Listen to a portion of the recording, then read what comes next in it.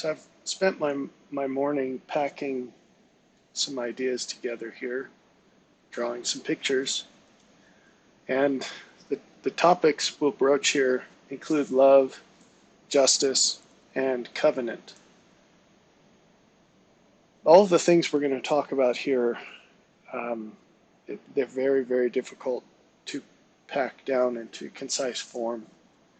And as I think about these things, I can't help but think about years worth of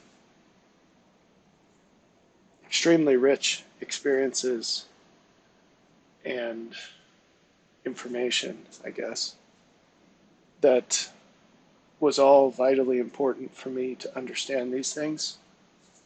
And it's pretty tricky to present that in a way that's designed to just convey as much as we can out of that um, in a brief way.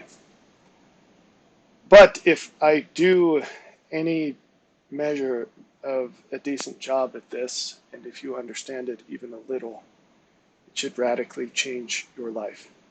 And if you don't find yourself with a completely different paradigm as a result of watching this, one or both of us has failed miserably.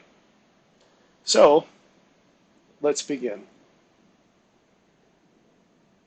There's an awful lot that could be said about God's justice, and I will say an awful lot about it, but not today.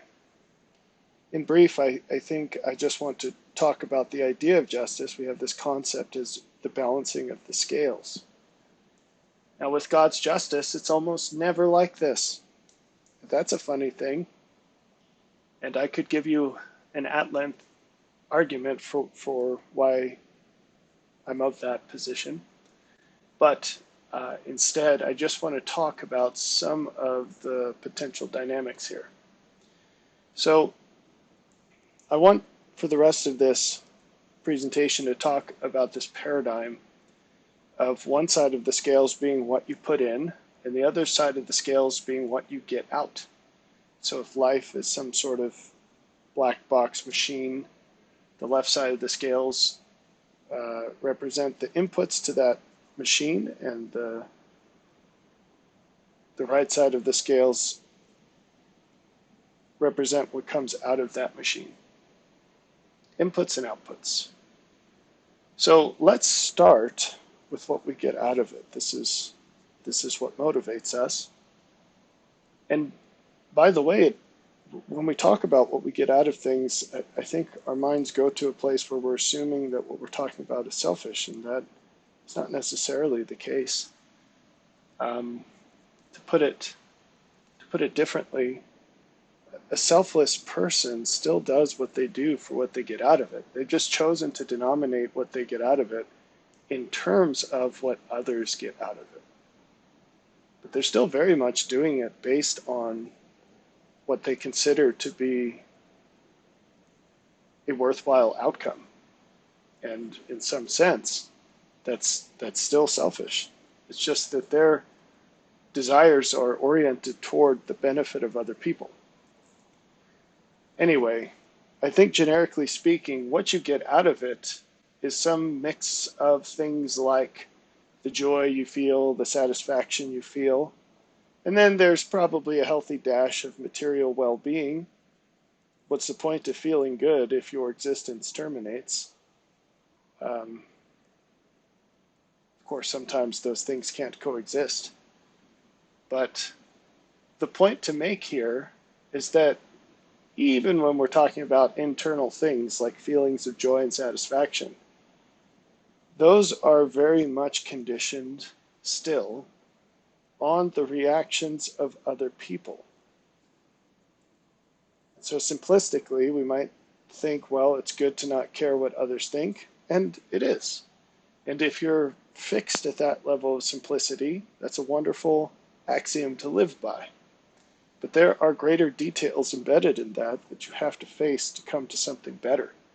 And those include the idea or the fact that if what you're after is joy and satisfaction, you will be immensely limited in that if your calculation does not include other people. So that's not to say that you should care what other people think in the sense of what they think about you, per se, but it does mean that you should be concerned for or about the reactions of other people in terms of thinking about the long-term benefit of all. But even if you're more self-oriented,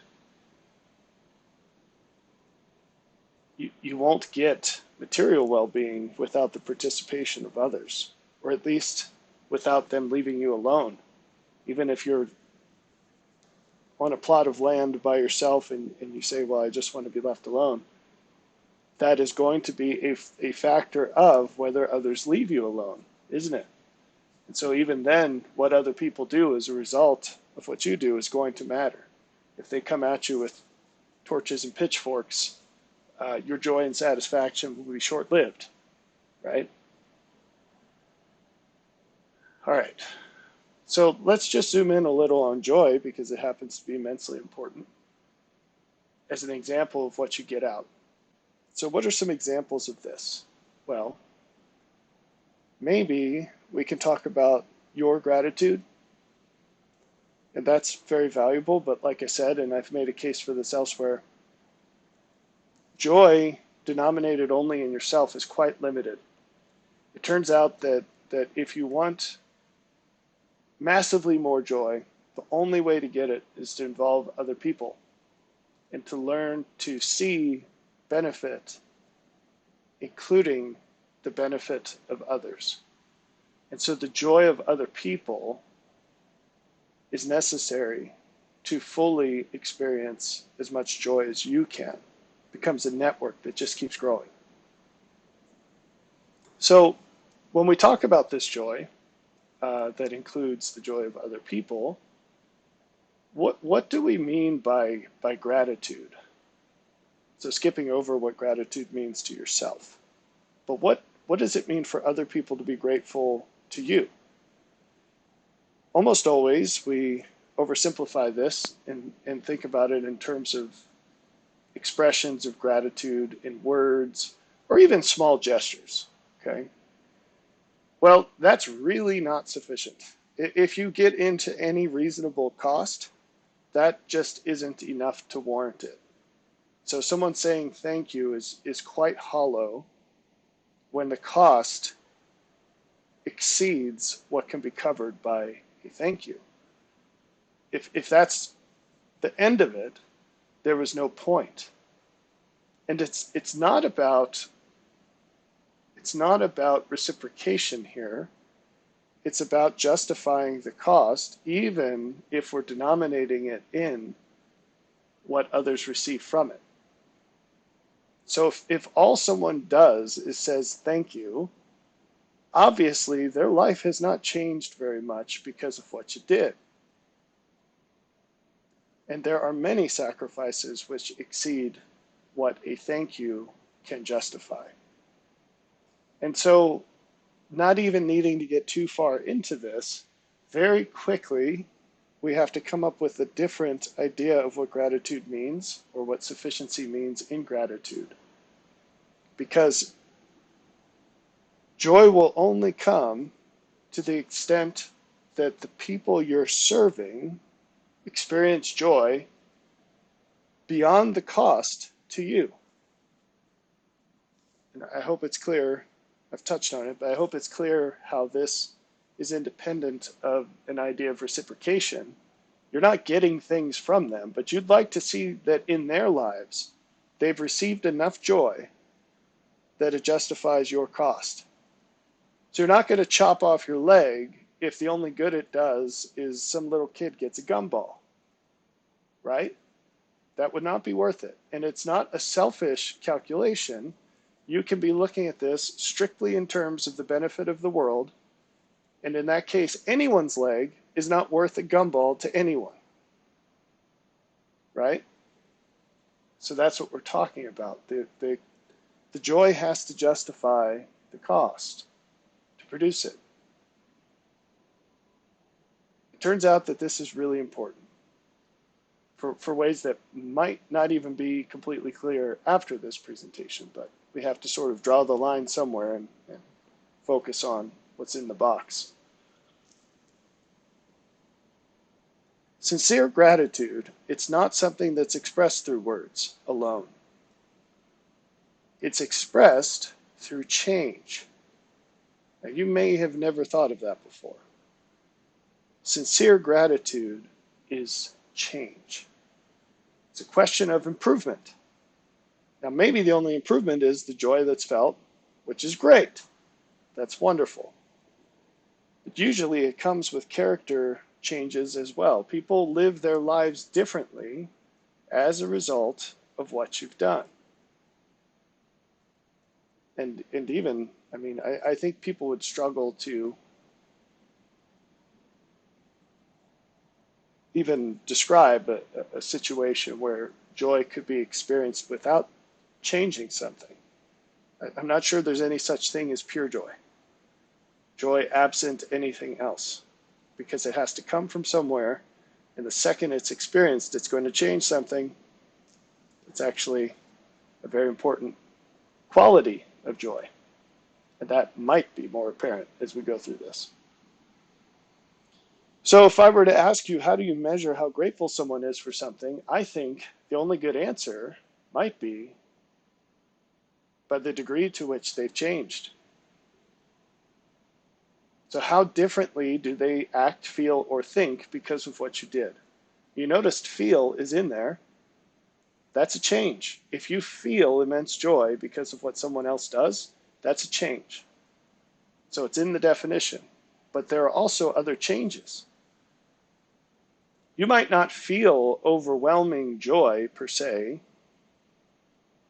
because of what someone else did for you, but you might change your whole life because of it.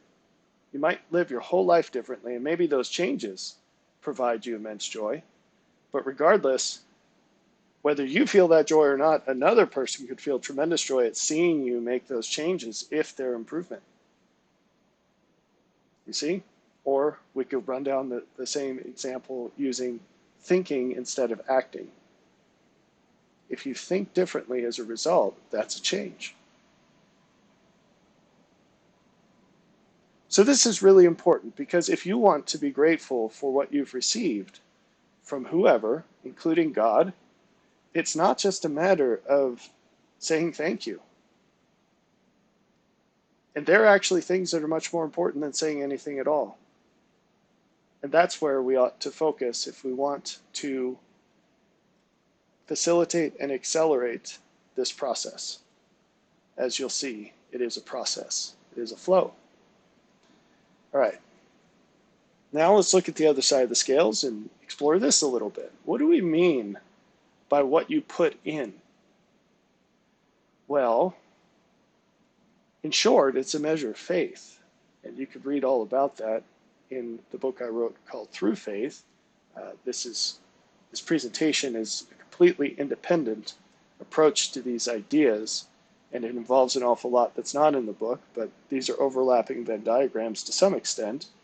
But we could just say faith, and if you understand what faith is, you'll get an awful lot of this. But let's explain it independently of that. So here are some things to think about, and they are measurements of what you put in. How unlikely is the expected result of whatever it is you're doing? You probably have never thought about that before. But something that is risky has a greater cost than something that is not, all other things being considered equal. So let's say, let's use money just because it's easy to measure. Let's say something costs $5, but you're pretty much guaranteed to get the thing it's meant to buy. Suppose something costs $5 and there's only a 1% chance that you'll get the thing it's supposed to buy. Do you see how that $5 costs a lot more? So that's what we mean by how unlikely is the expected result. But we can break this down further. How long will it take? So even, again, $5 $5 all at once, and then you know right away if it worked or not, it's a lot less expensive than $5 over 5 years, and you don't know until the end. Or $5 up front, and then you have to wait 5 years. Most people will not do things that take a lot of time. And this is why. How much sacrifice will it require? That could refer to many things, but maybe we could just highlight one piece of that is how unpleasant is it? How much of what you previously valued do you have to suspend or get rid of in order to do this, whatever it is? How likely is it to work sufficiently? Meaning some things can pan out, but that might not be enough. So they could pan out to differing degrees of result. So let's say you do a scratch off and the ticket costs you $10 and you win, but you only win at 25 cents. That still wasn't worth it, right? And then how will others respond? So let's say that you envision some path where you're going to spend the next 40 years of your life researching this idea you have to cure cancer.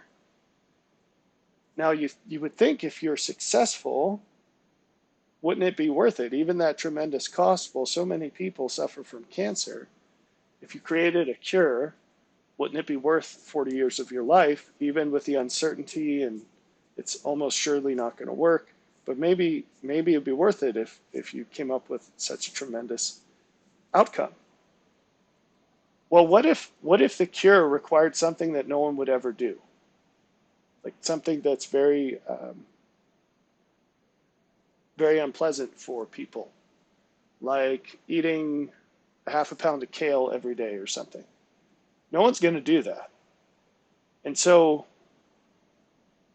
even if you had this wonderful outcome, if no one is going to care and they're not going to use it to benefit themselves, then it's probably not worth it, right? So all of these things are a measure of what you put in that you've probably never thought about before.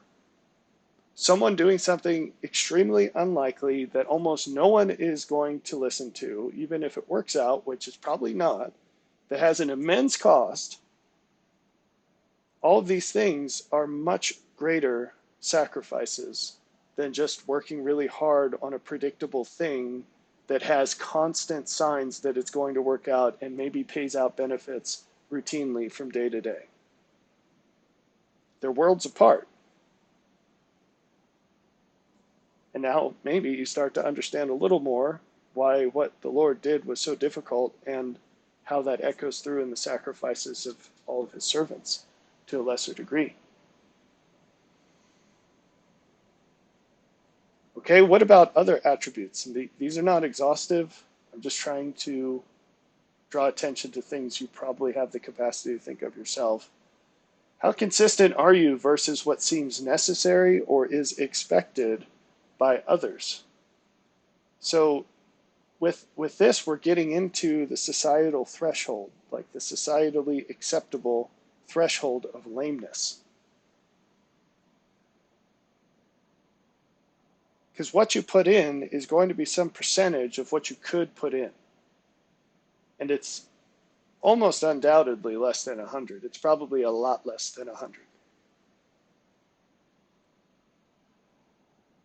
And why do you stop short? Well, one reason is that no one expects you to keep going. They say, well, I mean, no one could ask for more. He or she does the minimum that everyone else does. So why keep going?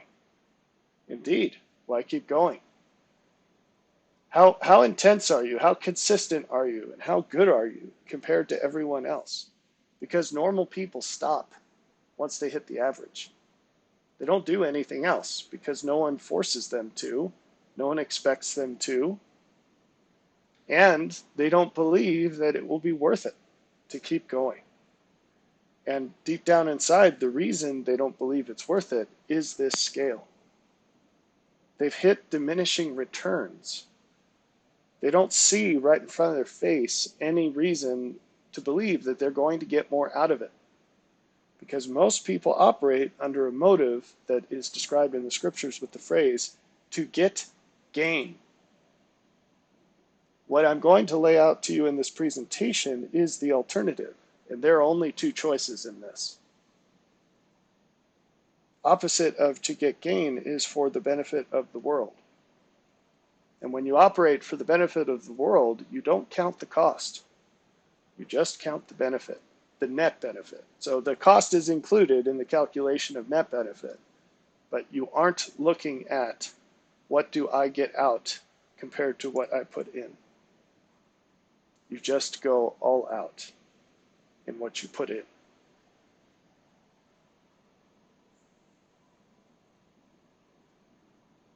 So my question to you is this: have you ever met a person who is all in?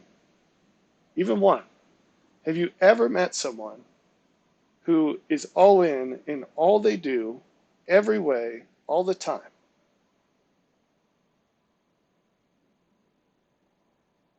Now maybe that frazzles you a little, because I've never met anyone like that, although I am like that. The only other being I've ever met like that is Jesus, so far. So there might be some floating out there, or some might arise, but so far, I don't know them. I haven't met them yet. Now, your answer might be nobody, and if that's the case, okay. If your answer is more than one person, or that person's not me, I'd like you to reach out, because I'd like to know this person. Regardless, your answer is probably going to be a very small number. If not zero, it's probably only one. So my question to you is why? Why is that the case? Why aren't you that way? Why isn't some other good person, quote unquote, in your life that way? Because if I asked you, do you know any good people, you'd probably be able to name a few people. Maybe not a ton, but a few people. If you're on the more naive side of things, your list might be longer, but maybe you know 2 or 3 people that you'd say, well, they're pretty good people. But if I explained to you what I just did and I said, well, do they go all out? You'd say, well, no. No, there's this and there's that. Well, why is that? The answer is because of the cost. Now, the funny thing about this is we're talking about very exceptional people here, and yet you can start to discover the cost of this very early on. And not just you can, but you absolutely will. And that's why people stop. They don't keep going because they get an idea of just how much it costs. It doesn't take that long. A few steps in, you're going to figure it out. It happens very quickly. There's a reason why Jesus gave these parables, like the king going to war or the person building the tower, and plainly stated it costs everything on multiple occasions, even to people that were quite early on in the gospel. Because you hit this very early. And it's not just a religious problem, although it is always a religious solution. Anyone in life that pushes into life as hard as they can, they are going to fall flat on their face very quickly. But if you were to keep going, very soon you would reach a point where you could not even adequately describe the cost of what you're facing to other people. Now, here's the kicker. Without knowing what that's like, you cannot know the true cost of everything that you enjoy and just how much of it relies on people that at least push into all of this.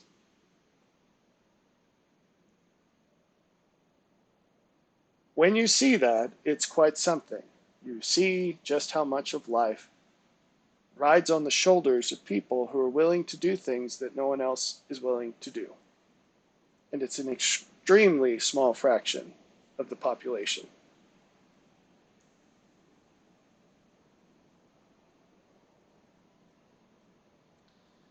So now, let's dig a little deeper into why people stop. And then I'm going to give you some information that will hopefully entice you to not be part of the problem anymore. So here are our scales, and now I've added a few little cubes to them. I have chosen these colors intentionally. I think of, sorry, we're slightly off the slide here. I think of, I use the color blue. I'm trying to explain this without explaining it. I use the color blue to denote things that come from above.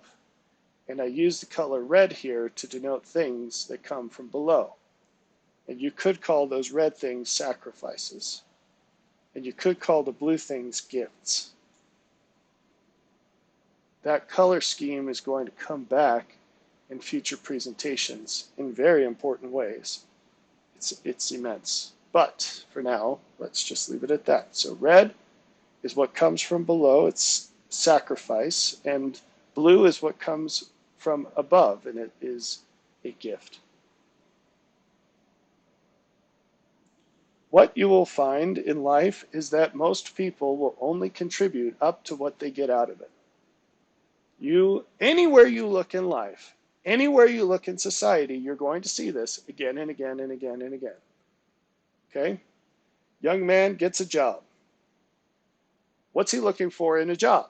He's looking for pay that's at least equal to what he puts into it.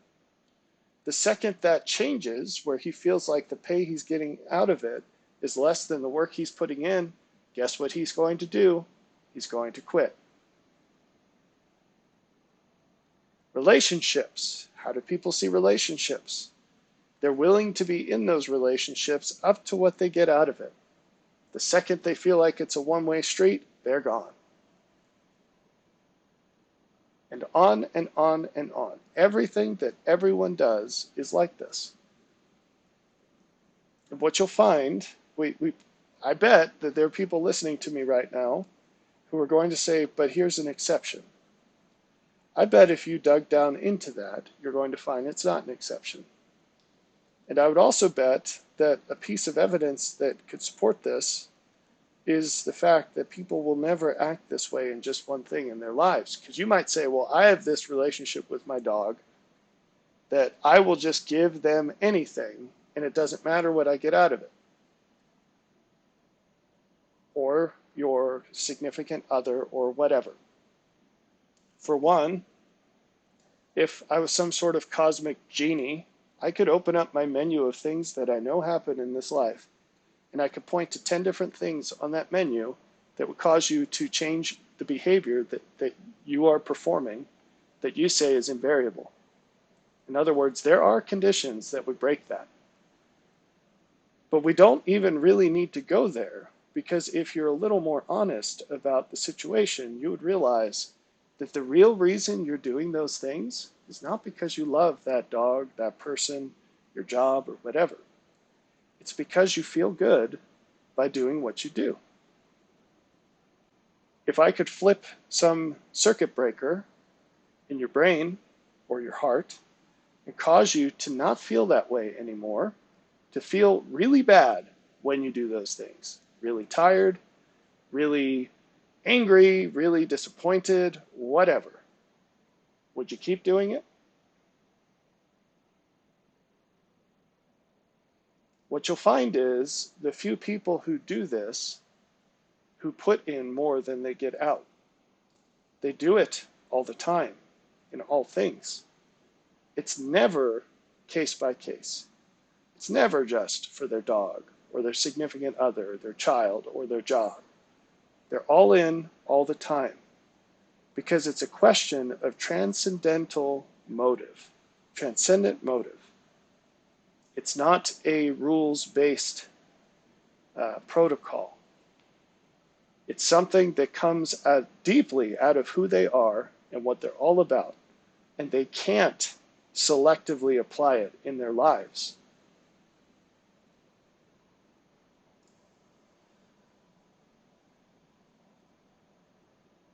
Only putting in up to what you get out is a very bad way to live your life. You simply can't have nice things. You can't even scratch the surface of what our lives were designed to be, what they have the potential to be. Now, we could go through the entire canon of Scripture elucidating these ideas, but I'm just going to share one passage. This is from Matthew 5. The Lord says, "Give to him that asketh thee, and from him that would borrow of thee turn not thou away. Ye have heard that it hath been said, Thou shalt love thy neighbor, and hate thine enemy. But I say unto you, love your enemies, bless them that curse you, do good to them that hate you, and pray for them which despitefully use you and persecute you, that ye may be the children of your Father which is in heaven. For he maketh his sun to rise on the evil and on the good, and sendeth rain on the just and on the unjust. For if ye love them which love you, what reward have ye? Do not even the publicans the same?" And he says in another place, if you're going to have a feast, don't invite all the rich people that can have a feast and invite you back. Invite the poor and the maimed, specifically because they have no ability to pay you. So who does that? Who does that? And what you'll find is the people that you think do that in specific instances, sometimes they're actually only doing it because they feel good when they do. You see, they're still getting something out of it. Who does it when they get nothing out of it?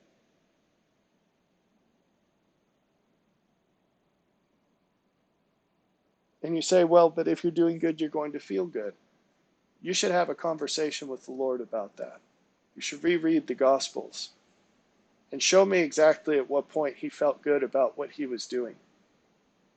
Was that when they were driving the nails, or when the whip was landing and tearing his back open? Was it when his best friends left him? Was it when he could not sense the presence of his Father during the toughest time of his life? Was it when he sweat blood, taking upon himself the price of the sins of those who hated him? When exactly did he feel good about all of that? It wasn't while he was doing it, I promise you that. But this is the cost of becoming a son or daughter of God.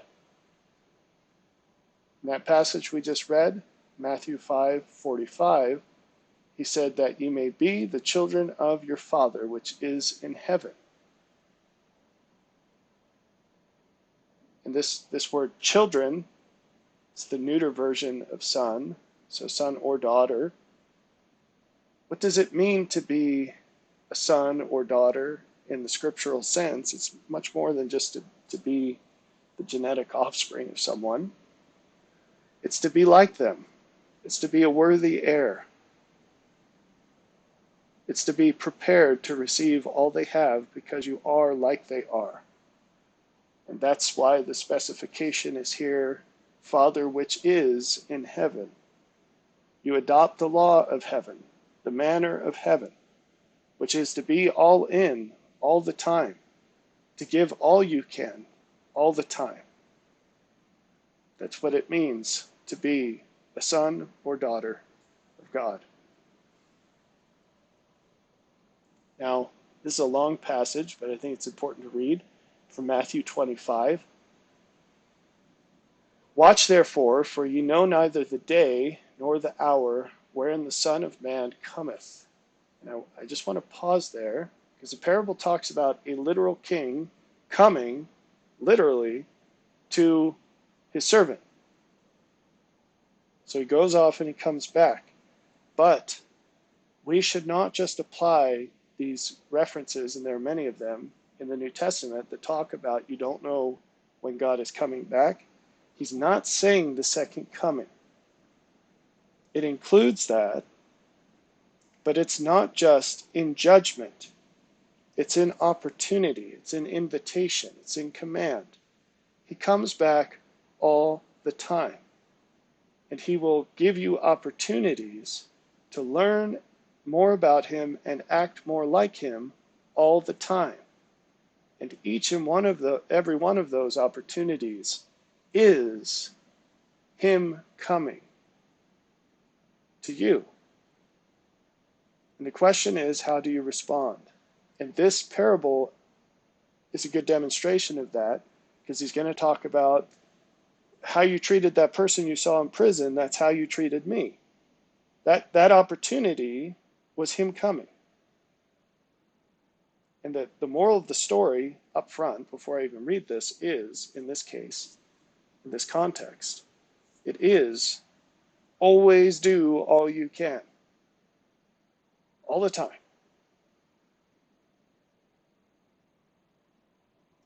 Watch therefore, for ye know neither the day nor the hour wherein the Son of Man cometh. For the kingdom of heaven is as a man traveling into a far country, who called his own servants and delivered unto them his goods. And unto one he gave 5 talents, to another 2, and to another 1, to every man according to his several ability, and straightway took his journey. Pause. All of your time, all of your opportunities, every choice that you have the potential to make, every breath you take, the blood in your veins, every day of life, every single person around you, every drop of resources that you have or could have, every character quality you have or could have, all of these things are the talents that God has given you. We continue. Then he that had received the 5 talents went and traded with the same, and made them other 5 talents. And likewise he that had received 2, he also gained other 2. But he that received 1 went and digged in the earth, and hid his Lord's money. After a long time the Lord of those servants cometh, and reckoneth with them. And so he that had received 5 talents came, and brought other 5 talents, saying, Lord, thou deliverest unto me 5 talents. Behold, I've gained beside them 5 talents more. His Lord said unto him, Well done, thou good and faithful servant. Thou hast been faithful over a few things. I will make thee ruler over many things. Enter thou into the joy of thy Lord. He also that had received 2 talents came and said, Lord, thou deliveredst unto me 2 talents. Behold, I have gained 2 other talents beside them. His Lord said unto him, Well done, good and faithful servant.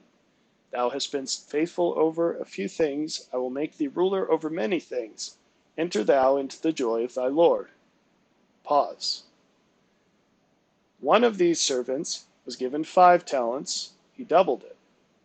Another of these servants was given 2 talents. He doubled it.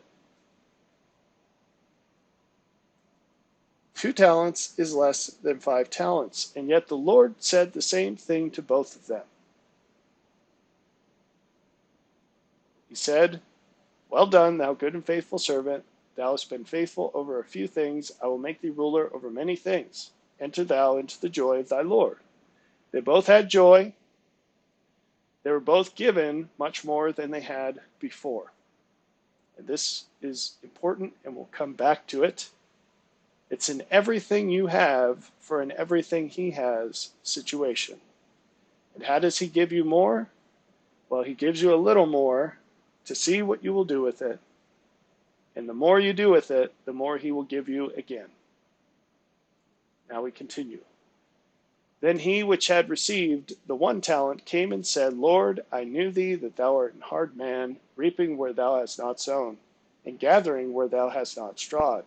And I was afraid, and went and hid thy talent in the earth. Lo, there thou hast, that is thine. Pause. How could this servant claim that the master was a hard man, that he reaped where he had not sown and gathered where he had not strawn? Who gave this servant the 1 talent? Everything this servant had with which to increase, to barter, came from the master. And yet, this is an attitude that we see all the time. People say, well, I would do more if I had more. Well, what do you have already? Are you really saying you don't have anything already?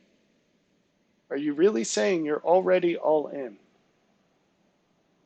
If so, raise your hand, come to the front of the class. I'd like to get to know you.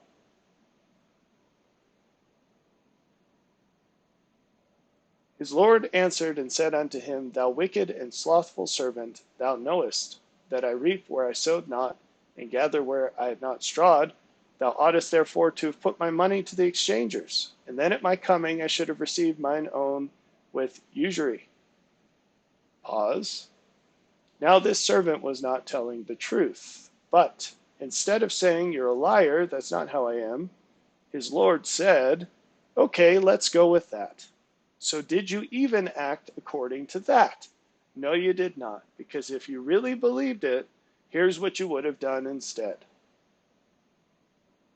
So often, our excuses for why we do the things that we do are utterly dishonest, and even the smallest exercise of reason would identify that fact. Always act according to what you say you believe. And if you find a reason that that's not a good idea, change the belief. Always be a fully reconciled person. Do not create nonsense excuses for what you do. And least of all, if someone calls you out on it. That's the perfect time to change and become a better person.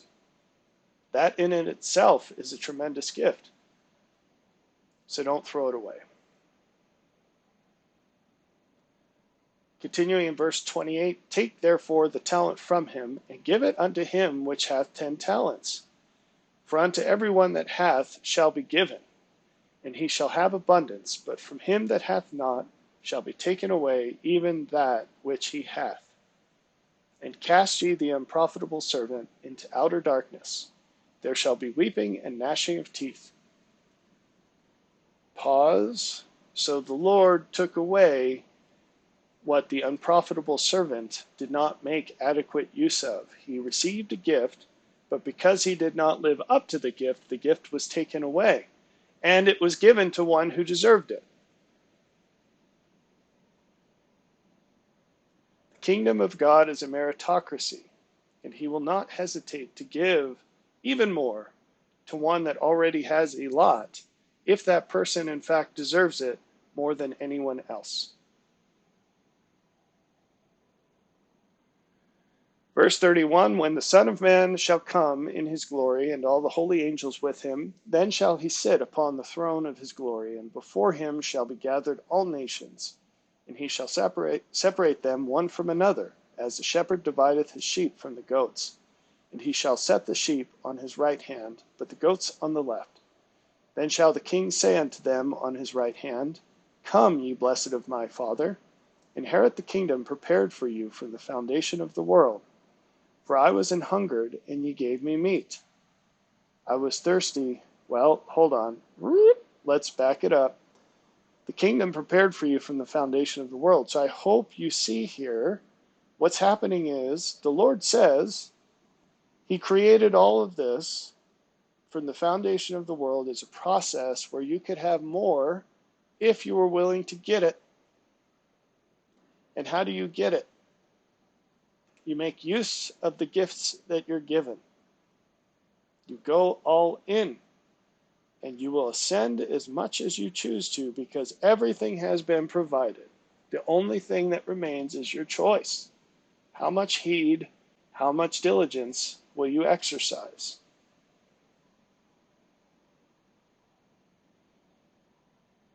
Now he tells us how we do it.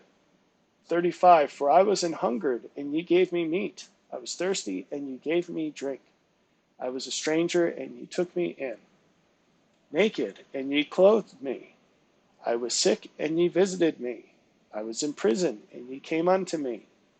Then shall the righteous answer him, saying, Lord, when saw we thee an hungered, and fed thee, or thirsty, and gave thee drink? When saw we thee a stranger, and took thee in? Or naked, and clothed thee? Or when saw we thee sick, or in prison, and came unto thee? And the king shall answer and say unto them, Verily I say unto you, inasmuch as ye have done it unto one of the least of these, my brethren, ye have done it unto me. So it's in how we treat the people who cannot or will not reciprocate.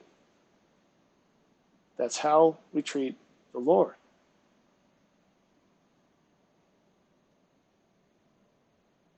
That's how we magnify the talent. Then shall he say also unto them on the left hand, Depart from me, ye cursed, into everlasting fire, prepared for the devil and his angels. For I was an hungered, and ye gave me no meat. I was thirsty, and ye gave me no drink. I was a stranger, and ye took me not in. Naked, and ye clothed me not. Sick and in prison, and ye visited me not. Then shall they also answer him, saying, Lord, when saw we thee an hungered, or athirst, or a stranger, or naked, or sick, or in prison, and did not minister unto thee? Then shall he answer them, saying, Verily I say unto you, inasmuch as ye did it not to one of the least of these, ye did it not to me. And these shall go away into everlasting punishment, but the righteous into life eternal. Now there are two subtleties that I need to mention for the sake of due diligence, to not lead you astray on this. One is when we're talking, whenever Jesus talks about the least or little children or whatever, you have to at least think about the fact that he might be talking about his servants and not actual little kids or actual least of these, like he talked about John the Baptist as the least, or in reference to John the Baptist.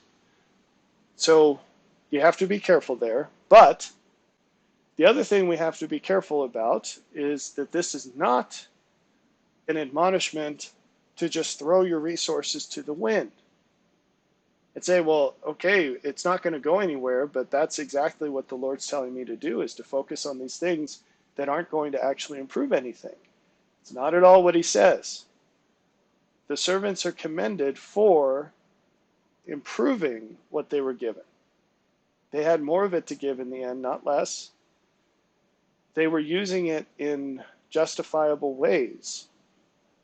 But they did not stop short for fear of what might go wrong. They didn't just bury it in the earth and say, well, at least I've got this. They used it. They used it.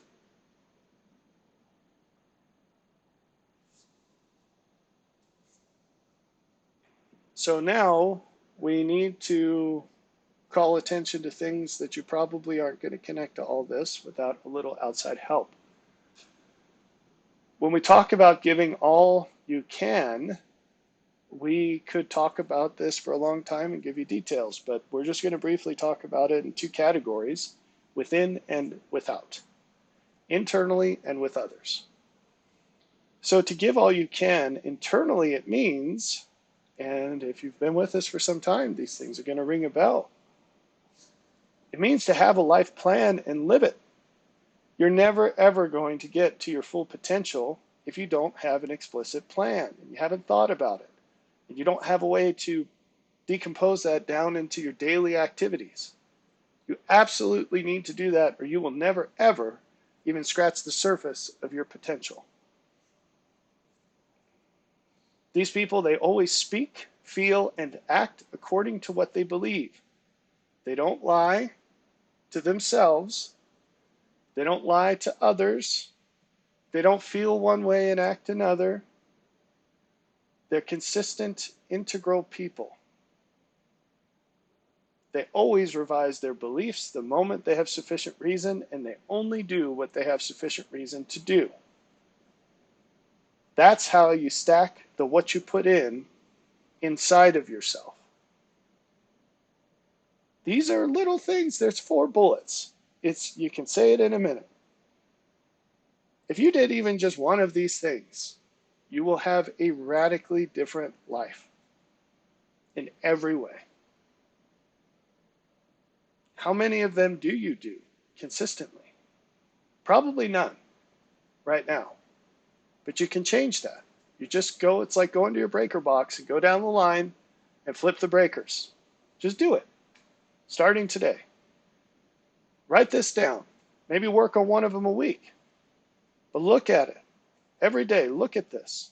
Every night, look at it and say, did I deviate from this in any way? How?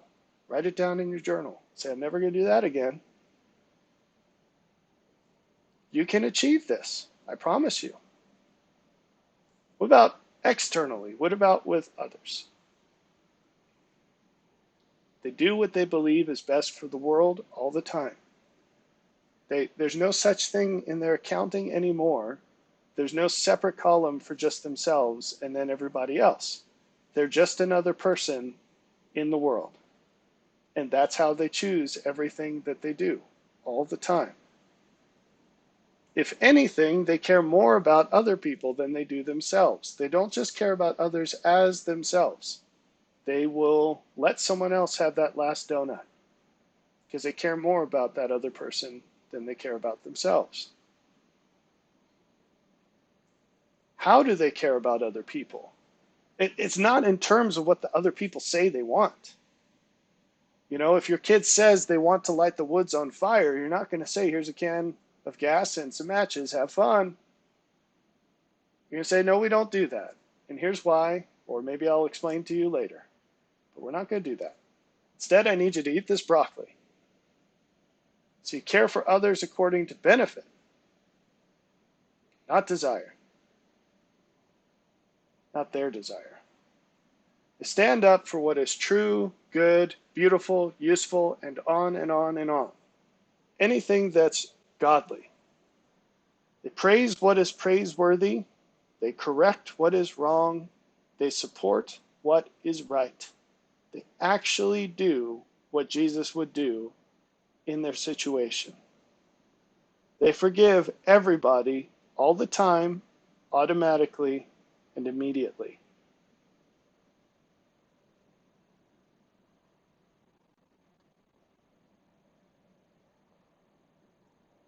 Can you imagine what this world would be like if everyone just lived according to these two slides?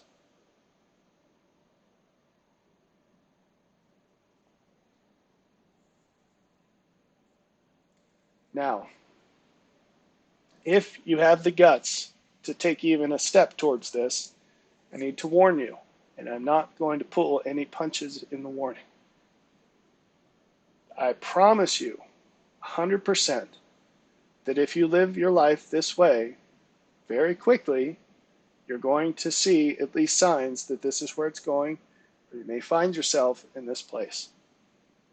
What you get out of doing this is going to be far less, far, far less than what you put in.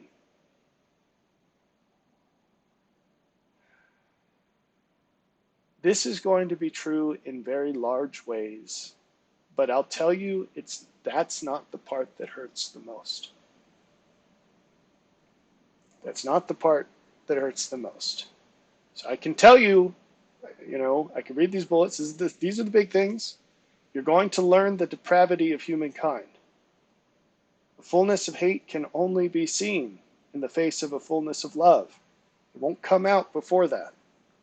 You can only see it in that context. Only those who love with a fullness can ever know what a fullness of hate is like. Because those are the only people who will ever see it. The only people who will experience it. It's a pendulum. You'll experience the insufficiency of meaning in everything that is valued by the natural man. You'll learn that nothing here, nothing, can justify its true and total cost.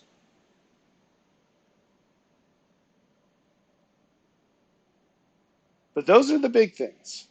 The little things that are actually even worse are when you come to see, for example, just how many people are willing to do so little to support what is good, right, justified, reasonable. And you'll see just how little it takes to make a seemingly good person do outright evil things. And that will break your heart more than any of this. More than any of this. You'll see that in cases where the most tremendous suffering could be alleviated so substantially with the tiniest gesture of just human decency, and people won't do it. So that's the bad news, folks. I'm not pulling punches. This is how it really is. So what the heck? I mean, I led you up to what you thought was a ramp going higher and higher, and we've come to a cliff, and I just shoved you off it. Not quite. Sometimes you have to descend in order to ascend. And that's certainly the case with all of this. So let me tell you now the good news. It's not just good news because it solves this problem. All of this is by design. Because it's the only thing, it's the very reason all of mortality is structured the way it is. This was all intentionally done. And we're all mixed up. What I just showed you wouldn't be the case in heaven. Because we're all arranged differently there. We're not subject to the same circumstances. All of it is intentionally situated here for one purpose, really. And that is to better understand and live more of God's love. That's where all of this leads you to. This is darkness. And now, with that contrast, I'm going to show you light that you can't see without it. This picture tells the story. What you have to understand is that even though your scales will always look like this if you live this way, or what you get out of it is going to be far less than what you put in, this does not tell the whole story. This is true, but there's a bigger picture. You are someone else's right side of the scale. And now I'm going to show you what I mean by that. Here's the picture we've been using. And now I want to show you the same picture in a different representation, which is a network. And on this network, each white globe is a person. You're at the top of this one. Now these blue arrows are the same blue arrows here, and the red arrows are the same red arrows here. And so the blue is the gift that you give to those below you. The red is what they give in return. And again, when we talk about reciprocation, just to call your memory back to the beginning of this, we're not talking about quote-unquote things they do for you. That's included in it, but that's not what we're talking about. We're also talking about just the joy they have, how they're going to live their lives differently as a result.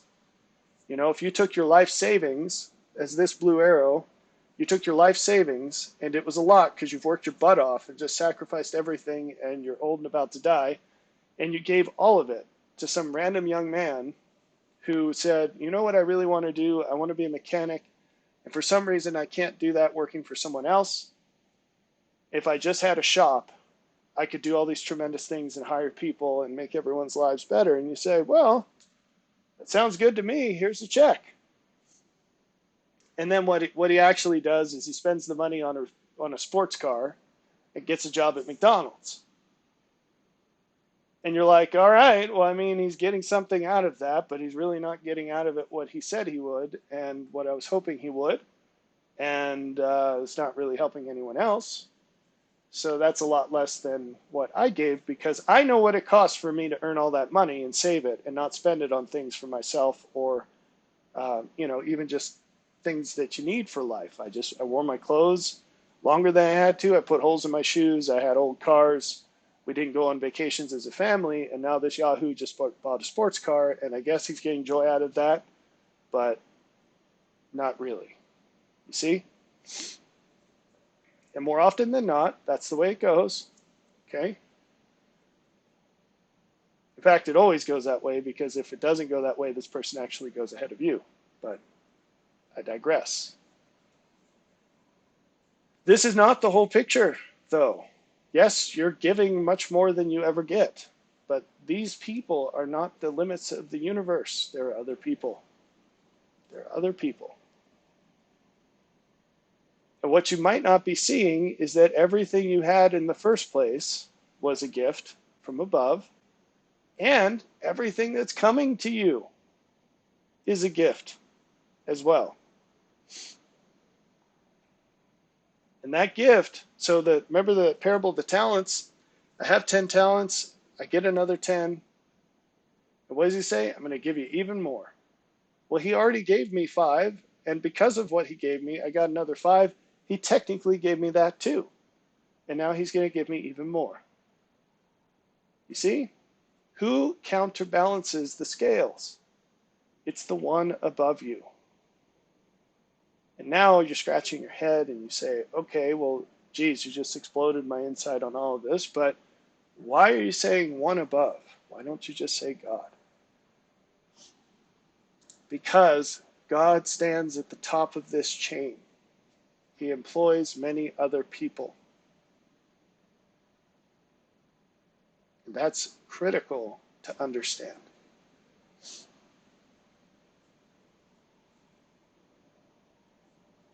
All right. Now, what about our service to God? We're gonna address this middle part here, because I just threw this up here and I didn't explain it. This is the merger of the networks here, and I want to illustrate some ideas, and we're going to go to 1 John 3:16 to talk about this. This is a wonderful little verse.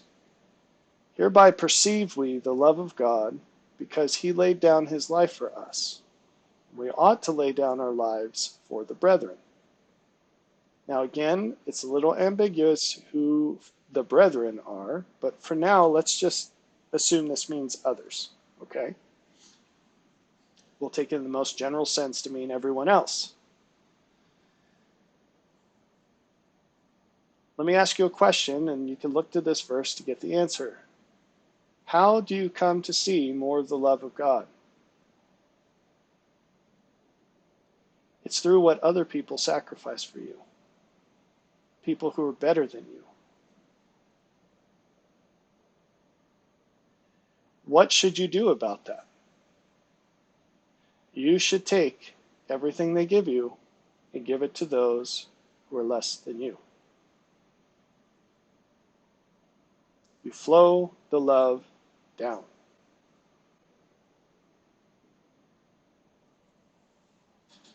Why shouldn't you give it back to the person who gave it to you? Wouldn't that be the right thing to do? Love those who love you? Don't you remember we read about what Jesus had to say about that? He says, nope, turn and love others. The ones that can't ever love you back the same way you love them, go love them instead.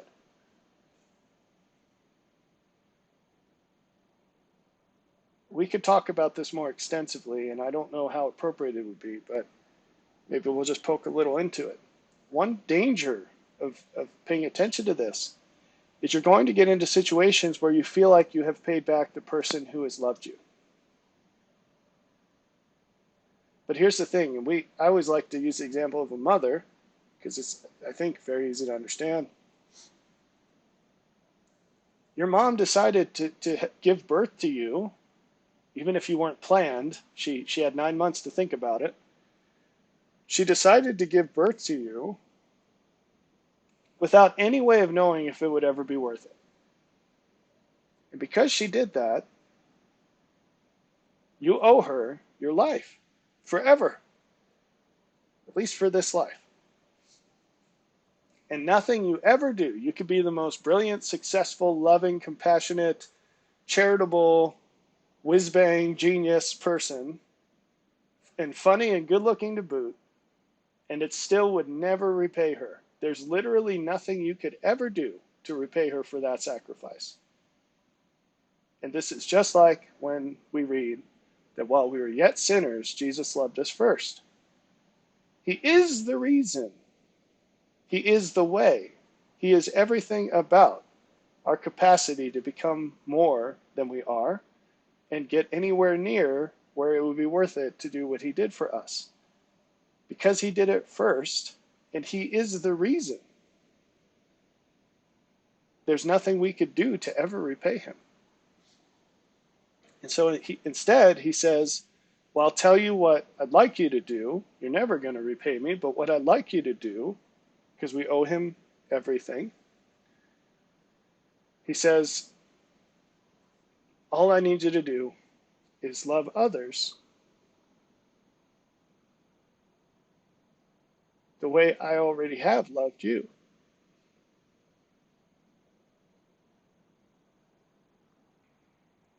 So look around you at all the people who are still, quote unquote, sinners, all the people who can't possibly, right now, love you back the way you already love them, because I have loved you. That's the love that you're projecting out.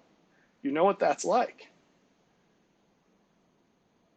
And you know I love them that way. So now what I want you to do is you love them that way.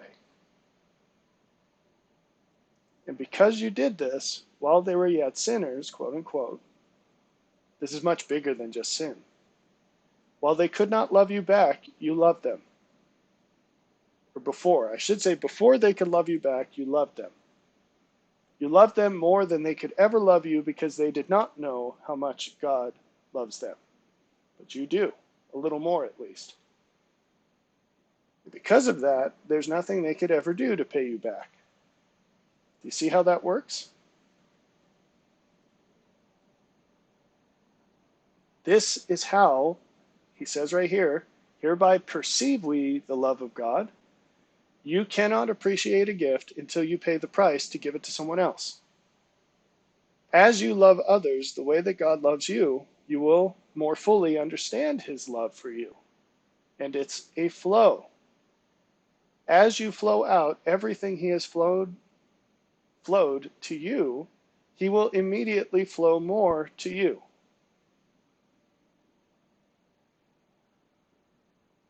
So I hope this is starting to make sense. Okay? Now let's address this bit here. The equivalence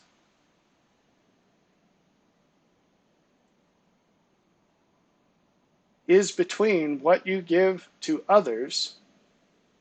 That's never going to be equal to what he has given to you. But it is how you determine the sacrifice you're making for him. This arrow here, your gift, if you will, to God, it's composed of all the gifts you give to those lower than you. That's how we serve him, is in what we suffer for the benefit of others.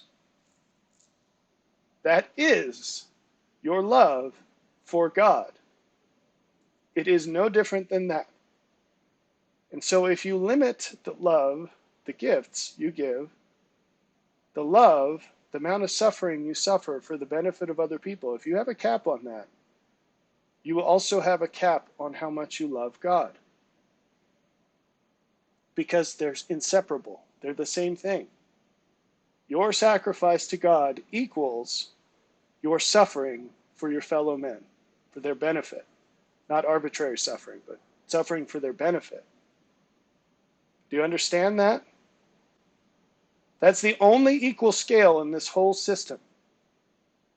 And it's always equal. It's always the same because you control this one through this. They're one and the same. This scale will never, ever be equal. God will always do more for you than you do for him, just as you will always do more for those that you serve. It is a hierarchical flow. Now, again, there are many scriptures about this, so we're just going to keep it brief. Your sacrifice to one above is what you give to those below. Now, we switched back into this one above language. Why? Because it's true at every level. It's true at every level. Are you grateful for what someone has done for you? Then go do something for someone else. Do the same something. Mosiah 2:17, when ye are in the service of your fellow beings, you are only in the service of your God. It is a completely coupled equivalence. You want to serve God? Serve your fellow men.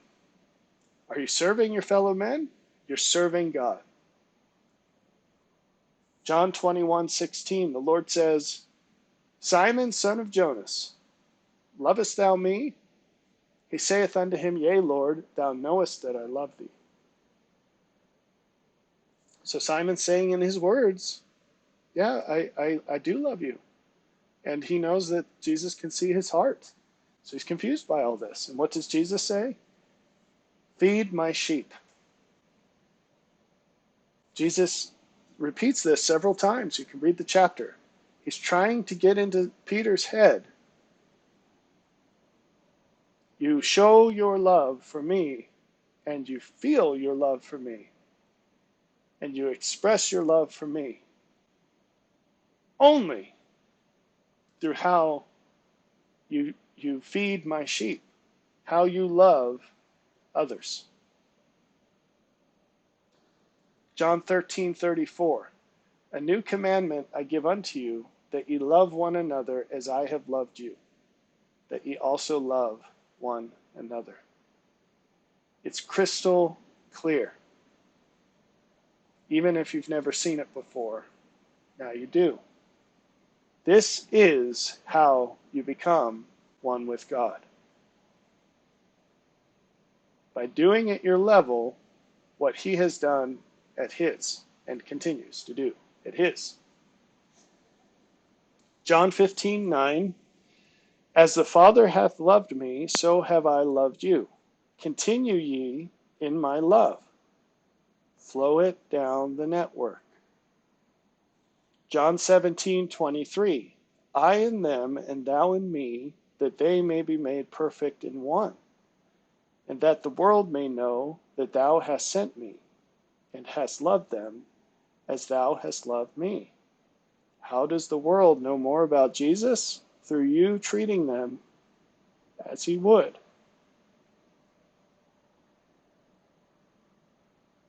And this will cause them to climb up the chain and know him better,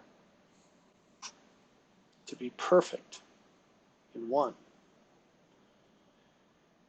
John 15:9 through 13. As the Father hath loved me, so have I loved you. Continue ye in my love.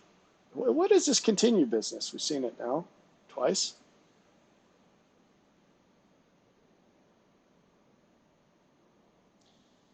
It means to keep flowing the love. Don't let it stop with you. Respond to the fact that someone has loved you more than you deserve, or before you deserved, by going and loving everyone else the same way. Verse 10, if ye keep my commandments, ye shall abide in my love, even as I have kept my Father's commandments and abide in his love. It's how you get in and stay in this network. These things have I spoken unto you, that my joy might remain in you, and that your joy might be full. Do you see how he does not say that my joy might be full in you? Why? Because his fullness of joy comes from above, just like yours. It doesn't come from below. But because of his joy that comes from above, your joy might be full if you love others as he has loved you. You take your place in his kingdom and flow out to others what has been given to you. Verse 12, this is my commandment, that ye love one another as I have loved you. Greater love hath no man than this, that a man lay down his life for his friends. And who are your friends? They're the people you choose to lay your life down for. This is not a description of what they give to you or how they feel about you. It's what you do to them before there's any reason to, except the fact that God did it to you.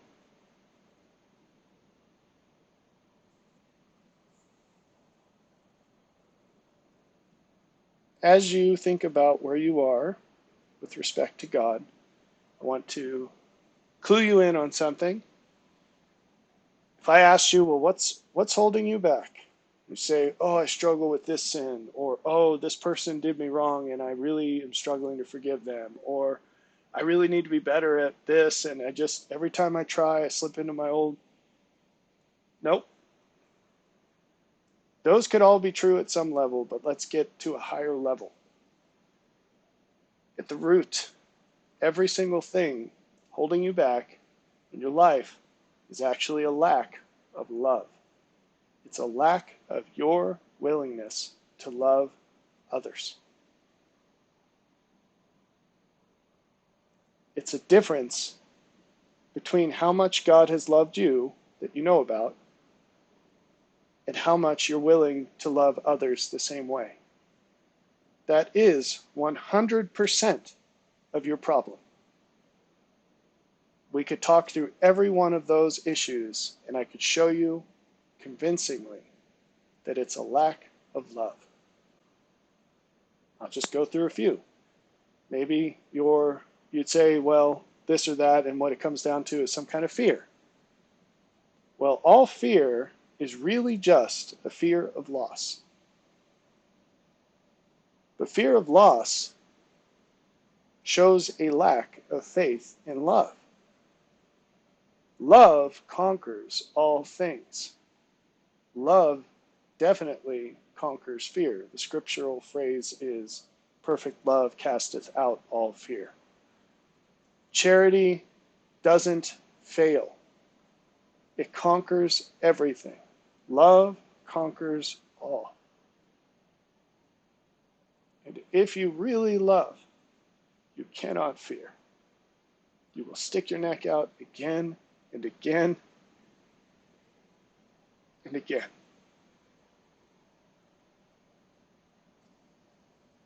What about hesitation or lack of intensity? If you're holding back in some way, you're not all in, you're not going all out. The only reason for that, you could say whatever you want, it boils down to you believe that there's something better than God's love. You can only fully abide in God's love when you're going all out. It takes everything. If you want everything he has, it costs everything you have. There's no partial way to get it.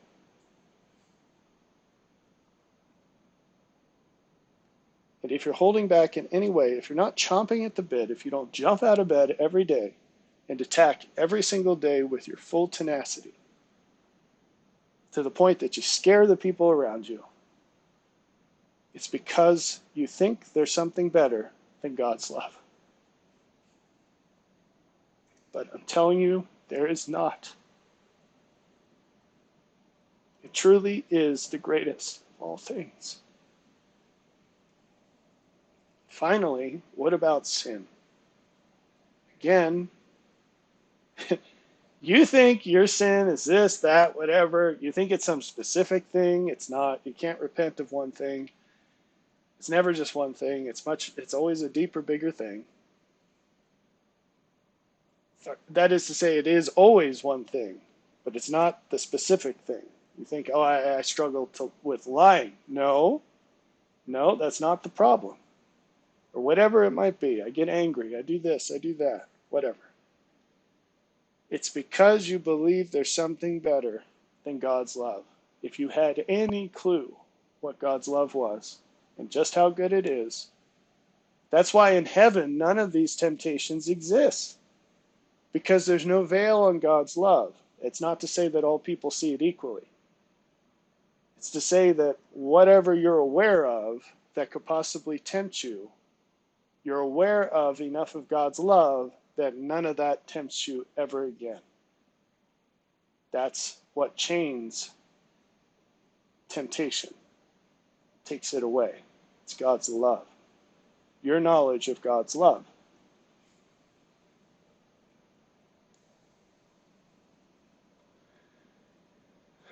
All right, so what do you do about all this? Okay? I hope your takeaway from this, look at the left side of your scales and you put everything you can into that. You pour out your whole soul into life. You only do what makes sense to do that with. You find those people, those things, those situations, those hopes that will support the full weight of your whole soul. And then you eat it up. You do what is best. You do everything you can. You're all in all the time. You crash down on your pillow at night, more exhausted than you thought anyone could ever be. You jump up the next morning and you do it again. As you're doing this, you know with a fullness of expectation and trust, you know that God will make it worthwhile. And nothing less will do. Now, for final slide, I just want to specifically clue you in on a few things, and these are going to be dense statements that I just don't have time to go into, but I wanted to give some breadcrumbs for those who have eyes to see and ears to hear. Love is hierarchical. It's not reciprocally balanced. It's always a flow. If you take any two people, even those that say they love each other, they're going to have a difference in love. Love always flows from greater to lesser. Even if there's some loop back to the greater, it will never compensate for what they give. It doesn't work that way. It's always a flow. What we've been talking about this entire presentation is not just what we've been talking about. It's also been a better explanation of covenant than you've ever heard before. Everything you have is an exchange for everything someone else has. When that someone else is better to you, that's what a covenant is. Better than you. Specifically, the new and everlasting covenant is the love of God. And it too is hierarchical. Different people have different amounts of the love of God inside of them, meaning that they love others with different amounts of the love of God. But it always flows from greater to lesser. Covenants are never initiated from below. That's a crazy idea. There's no support for that in the scriptures. It's never happened. They're received by responding to what has already come unbidden from above. Because the second you live up to what you're given, you will receive more. God jealously guards his position as the head of all things. And remember, he who is greatest is he who is least. He does everything necessary to be the servant of all.